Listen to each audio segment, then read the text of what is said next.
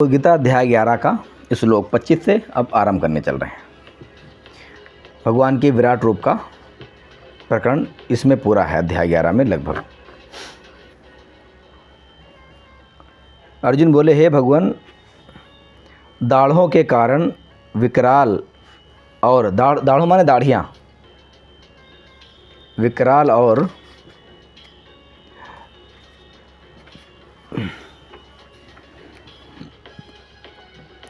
प्रलय काल की अग्नि के समान प्रज्वलित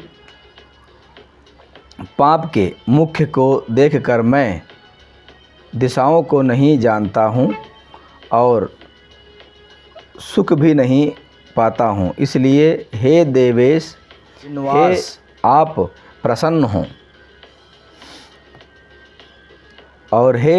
और मैं देखता हूँ कि वे सभी धृतराष्ट्र के, इन्होंने फिर इसमें लिखा है, दोनों सेनाओं के युद्ध को विराट स्वरूप मुख में प्रवेश होकर नष्ट होते हुए देखना। अब ऐसे देख करके अर्जुन ने इनसे कहा, वे सभी धृतराष्ट्र के पुत्र राजाओं के समुदाय सहित आप में प्रवेश कर रहे हैं और भीष्म पितामह, द्रोणाचार्य तथा वह कर्ण और हमारे पक्ष के भी प्रधान योद्धाओं के सहित सब के सब आपके दाढ़ों के कारण विकराल भयानक मुख में बड़े वेग से दौड़ते हुए प्रवेश कर रहे हैं और कई एक चूर्ण होकर, यानी कि एकदम चूर्ण बारीक होकर के चूर्ण हुए सिरों सहित आपके दांतों के बीच में लगे हुए दिख रहे हैं। यानी कि आदमी जैसे कुछ चबाता है ना, तो कुछ ना कुछ दिखाई पड़ता, तभी दांतों गैप में कुछ फंस जाते हैं ऐसे करके, उसके बारे में बता रहे हैं। ये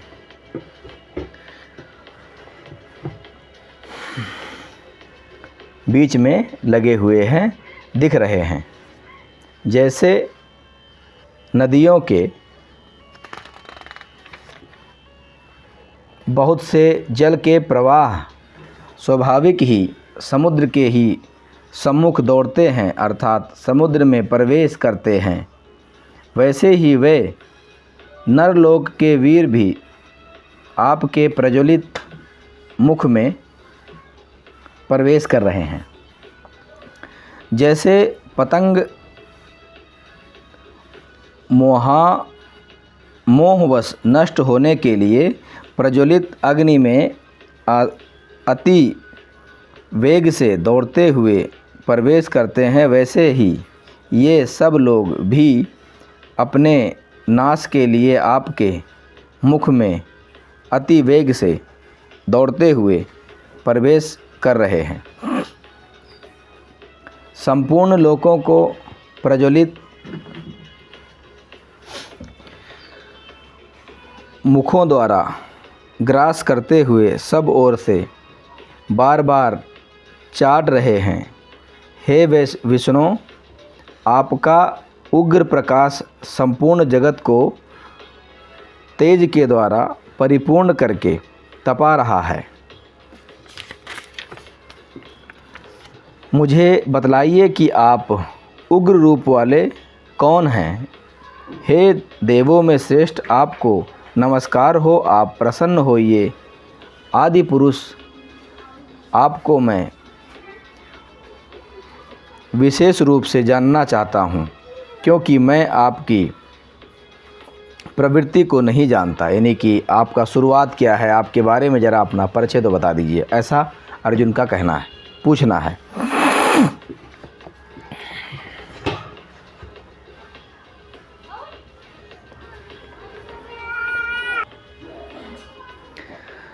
लोगों का नाश करने वाला बढ़ा हुआ, अब उसमें उन्होंने बताया कि मैं कौन हूँ, अपना परिचय। अब सोचने की बात है, जिस भगवान का परिचय ही नाश से शुरू होता हो, वो क्या भला करेगा आपके लिए। ये विचारणीय विषय है, कोई छोटी मोटी बात नहीं है कि ऐसे ही कोई हुआ भाई बक के चला जाऊँ मैं। क्योंकि आदमी निराधार पड़ता है, उसका विकल्प क्योंकि बहुत सारे जवाब देने हैं। जब कभी किसी से पाला पड़ेगा तो मुझे सारा बताना भी पड़ेगा कि जिसका परिचय ही बर्बादी शुरू हो रहा हो। सुनिए, इस प्रकार अर्जुन के पूछने पर श्री भगवान बोले, हे अर्जुन, मैं लोकों का नाश करने वाला बढ़ा हुआ महाकाल हूँ। इस समय इस लोकों को नष्ट करने के लिए प्रवृत्त हुआ हूँ। इसलिए जो प्रतिपक्षियों की सेना में स्थित योद्धा लोग हैं, वे सब तेरे बिना भी नहीं रहेंगे। अर्थात तेरे युद्ध ना करने से भी इन सब का नाश हो जाएगा। अब तो चाहे मार चाहे ना मार, लेकिन क्योंकि इनके पुण्य थे तो इनका मेन काम है पुण्यों पर राज करना। अब जैसे सरकार ने हमसे टैक्स कैसे वसूली करे, जीएसटी के नाम पर। मैं व्यापारी हूँ, मुझे खूब इसका दर्द पता है। उसको कहाँ इस्तेमाल किया? अपने सुख सुविधा में। और उसका उदाहरण क्या दिया कि सबको सचिवालय में सैलरी बांटनी है तो सेना में बांटना है। बांटते ज़रूर है थोड़ा बहुत, लेकिन क्योंकि बहाना क्या बना के लिया? विश्व कल्याण के लिए, और उड़ा रहे हैं अपने अय्यासी में। वो तो सबको पता है, कोई मेरे बताने से कुछ नहीं होना, आप सभी जानते हो। इसी प्रकार ये हमारे पुण्यों की डांडी मारने के लिए इन लोगों ने नौटंकीबाजी बना के रखा कि अर्जुन तू मार, तेरे पुण्य तो मुझे लेने पड़ेंगे हर हाल में। अच्छी साधना अच्छी तपस्या करके लोग आए थे इतने सालों साल जंगल में रह के, और देवताओं के पुत्र थे भाई, है ना। अतएव तू उठ यश प्राप्त कर और शत्रुओं को जीतकर धान्य से संपन्न राज्यों को भोग। ये सब शूरवीर पहले ही से मेरे ही द्वारा मारे हुए हैं। हे सव्य सचिन, तू तो केवल निमित्त मात्र बन जा। सव्यास चिन्ह इस नाम का ही बहुत बड़ा मतलब होता है, बन जा। तथा द्रोणाचार्य और पितामह भीष्म तथा जयद्रथ और कर्ण तथा और भी बहुत से मेरे द्वारा मारे हुए शूरवीर योद्धाओं को तू मार, भय मत कर। निसंदेह तू युद्ध में वीरगति को वैरियों को जीतेगा, इसलिए युद्ध कर एक पक्ष में। अब बताओ, हम पूजा क्या, ऐसा नहीं कि वो लोग उनका सामने वाले का नहीं कर रहे थे, जब सभी भक्ति काल की कर रहे हैं। भगवान विष्णु कृष्ण की कर रहे थे, और एक पक्ष में खड़े बोले उनको मार, मखाली मार। तो इस प्रकार मार के जो नारा देने वाले हैं, इनको हम भगवान बना करके बैठे हुए हैं, और इन सब ने हमारा हंडोला बना के ऐसा गजब का रखा हुआ है जिसका कोई जवाब नहीं है। आगे आते हैं। उसके पश्चात संजय बोले, राजन, केशव भगवान के इस वचन को सुनकर मुकुटधारी अर्जुन हाथ जोड़कर कांपता हुआ नमस्कार करके फिर भी अत्यंत भयभीत होकर प्रणाम करके भगवान श्री कृष्ण के प्रति गदगद वाणी से बोला, हे अंतर्मय मुनि, यामिन, यह योग भी है कि आपके नाम गुण और प्रभाव के कीर्तन से जगत अति हर्षित हो रहा है, अनुराग को भी प्राप्त हो रहा है, तथा भयभीत राक्षस लोग दिशाओं में भाग रहे हैं, और सब सिद्ध गणों के समुदाय नमस्कार कर रहे हैं। हे परमात्मन, ब्रह्मा के भी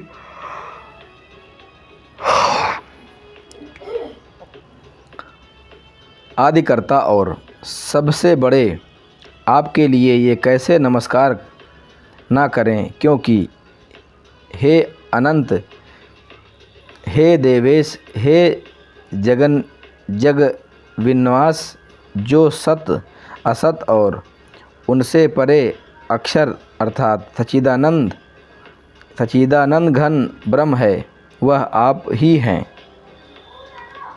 आप आदिदेव और सनातन पुरुष हैं। आप इस जगत के परम आश्रय और जानने वाले तथा जानने योग्य हैं और परम धाम हैं। हे अनंत रूप, आपसे यह सब जगत व्याप्त अर्थात परिपूर्ण है। आप आयु, यमराज, अग्नि, वरुण, चंद्रमा, प्रजा के स्वामी ब्रह्मा और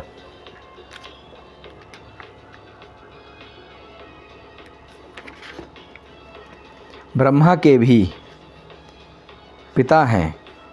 इसके लिए हजारों बार नमस्कार नमस्कार हो। आपके लिए फिर भी बार बार नमस्कार हो। अब ये बात यहाँ भी सिद्ध हो गया। अर्जुन ने भी इस बात की गवाही दी है कि आप स्वयं ब्रह्मा के भी पिता हैं। अब बताइए, अगर इनको कोई ब्रह्मा का पिता कहे तो बुराई किस बात की है भाई, है ना। और हे अनंत समर्थ वाले, आपके लिए आपसे और पीछे से भी नमस्कार है। सर्वतमान आपके लिए सब ओर से ही नमस्कार हो, क्योंकि अनंत पराक्रमशाली आप सब संसार को व्याप्त किए हुए, इससे आप ही सर्वरूप हैं। यानी कि सब रूप आप ही हैं, आपसे बड़ा कोई नहीं है और आप ही सबसे श्रेष्ठ हैं। इस 21 ब्रह्मांड में तो ये श्रेष्ठ हैं, इसमें कोई दो राय नहीं। हे परमात्मा, हे परमेश्वर, आपके इस भाव को ना जानते हुए आप मेरे सखा हैं ऐसा मानकर प्रेम से अथवा प्रमाद से भी मैंने हे कृष्ण, ये यादव, हे सखे, हे इस प्रकार जो कुछ बिना सोचे समझे हठता यानी कि अज्ञानता कहा है, और हे अचित्त, आप जो मेरे द्वारा विनोद के लिए विहार, शय्या, आसन और भोजन आदि में अकेले अथवा उन सखाओं के सामने भी अपमानित किए गए हैं, वह सब अपराध में स्वरूप अर्थात अचिंत्य प्रभाव वाले आपसे मैं क्षमा चाहता हूँ। कहने का मतलब आज तक जो भी क्रियाकर्म मैंने करे हैं, आज मैं उन सभी से क्षमा चाहता हूँ आपके इस विराट रूप दर्शन के करने के बाद में, और अब मैं जान गया हूँ कि आपकी क्या पावर है। ऐसा अर्जुन का विनय और विनती है। आप इस चराचर जगत के पिता और सबसे बड़े गुरु एवं अति पूजनीय हैं। हे अनुपम प्रभाव वाले, तीनों लोकों में आपके समान भी दूसरा कोई नहीं है, फिर अधिक तो कैसे हो सकता है। और बड़ी बात क्या बोलूँ, कहना भाई और बड़ी बात क्या बोलूँ, आप तो सब कुछ सर्वे सर्वा हो, ऐसा कहने का मतलब उनका था। अतएव प्रभो, मैं शरीर को भली भांति चरणों में चरणों में निवेदित कर प्रणाम करके स्तुति करने योग्य आप ईश्वर को प्रसन्न होने के लिए प्रार्थना करता हूँ। हे देव, पिता जैसे पुत्र के, सखा जैसे सखा के और पति जैसे प्रियतमा पत्नी के अपराध सहन करते हैं, वैसे ही आप भी मेरे अपराध को सहन करने योग्य हैं।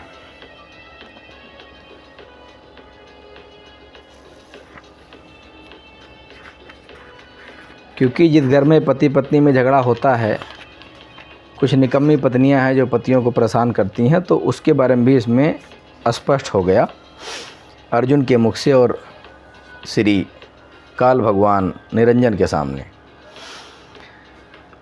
हे विश्वभूते, मैं पहले न देखे हुए आपके इस आश्चर्यमान रूप को देखकर हर्षित हो रहा हूँ और मेरा मन भय से अति व्याकुल भी हो रहा है। इसलिए आप उस अपने चतुर्भुज विष्णु रूप को ही मुझे दिखलाइए।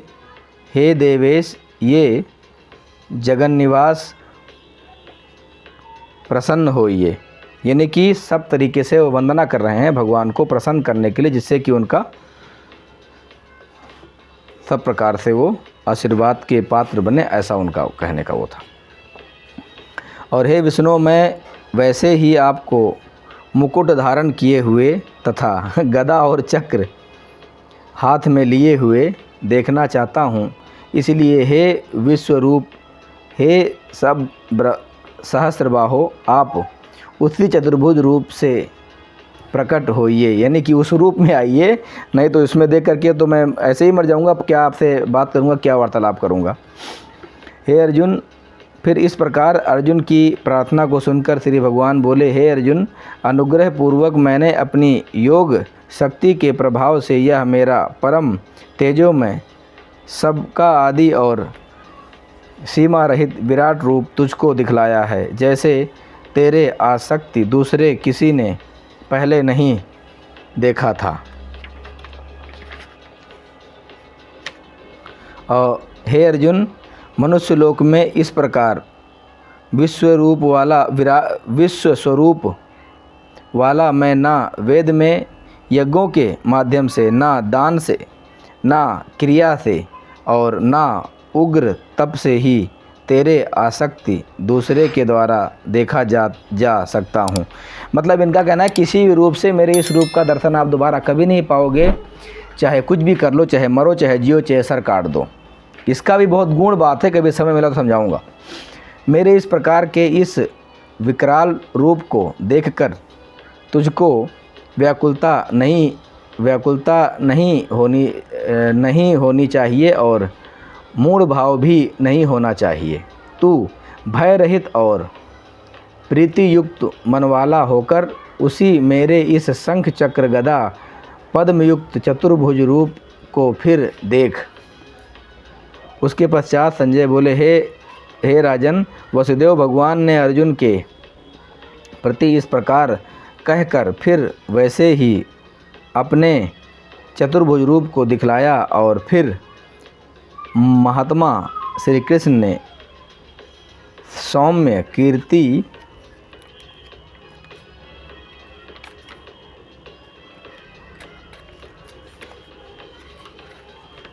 होकर इस भयभीत अर्जुन को धीरज दिया। अब धृतराष्ट्र जैसे महान मूर्ख, जिसको संजय ने इतना क्लियर बता दिया था कि इस प्रकार विराट रूप जो आज तक किसी ने दिखाया ही नहीं, वो भगवान ने दिखा दिया है और वो अर्जुन के पक्ष में है।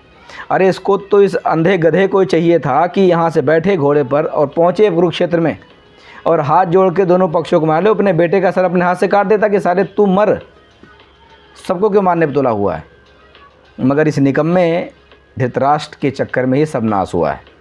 इसके नाश के जो मूल कारण है, कई मौका मिला तो एक एक की बखिया उधर के बताऊंगा कि इसके मूल नाश तो कुंती द्वारा ही हुआ है।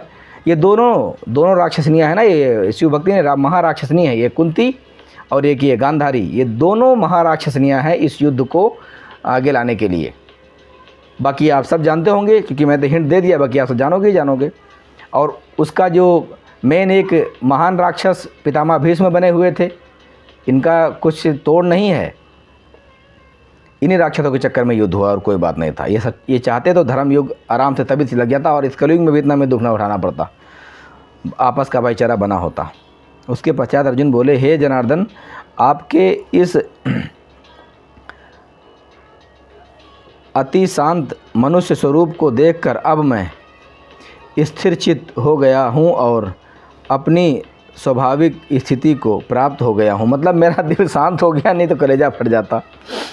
मेरा जो चतुर्भुज रूप तुमने देखा है यह सुदर्शन है, अर्थात इसके दर्शन बड़े ही दुर्लभ हैं। देवता भी सदा इस रूप के दर्शन की आकांक्षा करते रहते हैं इन्हीं की देखने के लिए।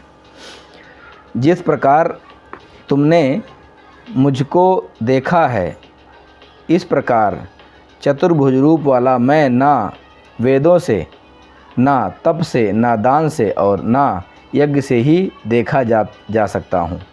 परंतु हे परंतप अर्जुन,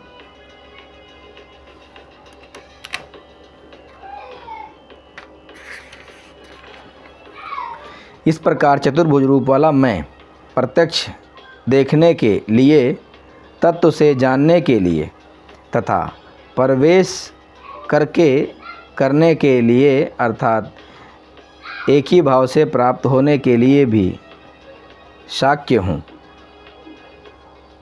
हे अर्जुन, जो पुरुष केवल मेरे ही लिए संपूर्ण कर्तव्य कर्मों को करने वाला है, मेरे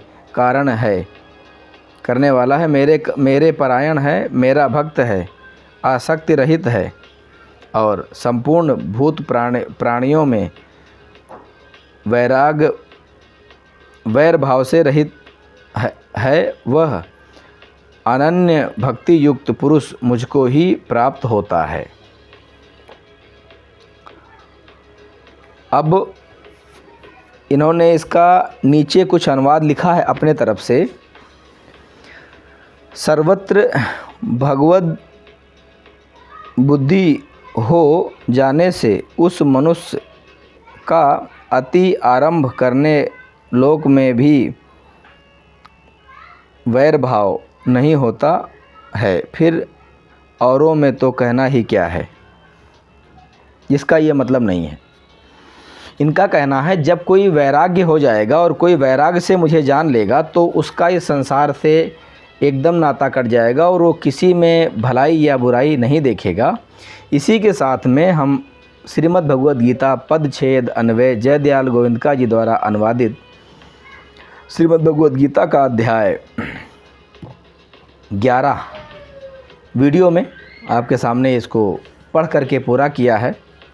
इसके में मैंने कोई ख़ास विवेचना नहीं किया है, सिर्फ पढ़ करके ही बताया है ताकि कोई मूर्ख ये ना कह सके कि मैंने इसको पढ़ा नहीं। और जो न्यायी हैं, धर्मात्मा हैं, उनका तो कहना ही क्या है।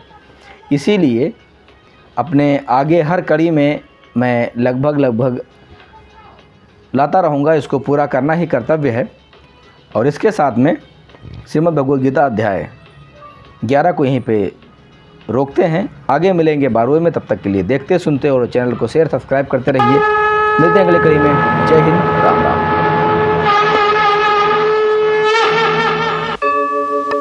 यदा यदा हि धर्मस्य ग्लानिर्भवति भारत अभ्युत्थानम् अधर्मस्य